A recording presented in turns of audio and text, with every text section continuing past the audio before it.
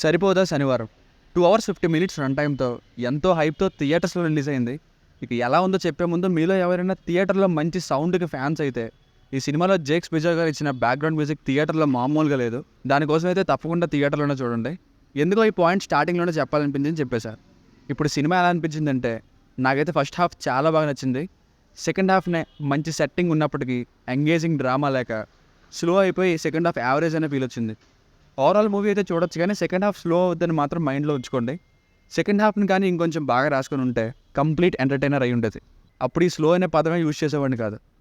First half చాలా ఎంగేజింగ్గా బాగుంది. 1.5 hour long. Morning 7:25కి start అయ్యి 8:55కి ఇంటర్వల్ వచ్చేది పెద్దది కానీ ఎంటర్టైనింగ్గా ఉంది.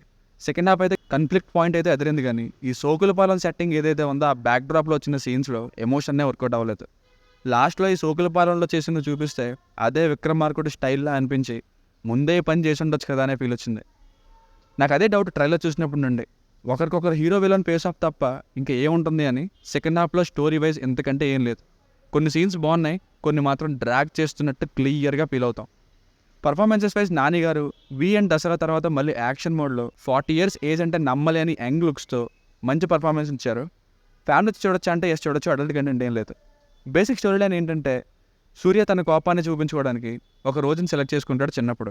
అసలు అది ఏ రోజు, ఎందుకని ఆ రోజునే సెలెక్ట్ చేసుకున్నాడు, అందువలన అతను పెద్దయ్యాక ఏం జరిగింది అన్నది story.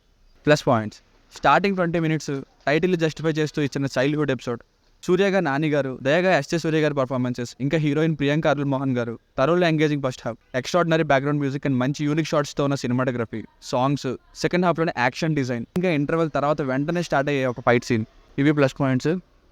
Minus points second half అలా గ్రాఫ్ పడిపోతుంది. సోకులపాలెం ఎమోషన్స్ అయితే నాకు అంతగా అనిపించలేదండి. ఎంతో కన్విన్సింగ్గా ఎంత బాగా స్టార్ట్ అయిందో ఎండింగ్కి వెళ్తున్న కొద్దీ రైటింగ్స్లోనే మ్యాజిక్ పోయింది అనిపించింది. అండ్ ఎస్జే సూర్య గారి రోల్ కూడా ఎక్స్పెక్ట్ చేసినంత లేదు ఈ సెకండ్ హాఫ్లో. ఎమోషనల్ ఫీల్ అసలు అంతగా ఏమనిపించలేదు. సో ఫైనల్గా మూవీకి వర్డిక్ట్ ఏంటంటే ఫస్ట్ హాఫ్ కోసం అయితే తప్పకుండా చూడొచ్చు. సెకండ్ హాఫ్ని డల్ అయింది. థియేటర్లో చూసే ఎలిమెంట్స్ అయితే చాలానే ఉన్నాయి, ఇంకా మీరే డిసైడ్ అవ్వండి. First half high in entertainment followed by below average second half. దీనికి రేటింగ్ వచ్చేసి ఇది నా ఒపీనియన్ 3/5. మీకు కనుక రివ్యూ నచ్చినట్లయితే మరిన్ని రివ్యూస్ కోసం మన ఛానల్ని సబ్స్క్రైబ్ చేసుకోండి. Thank you.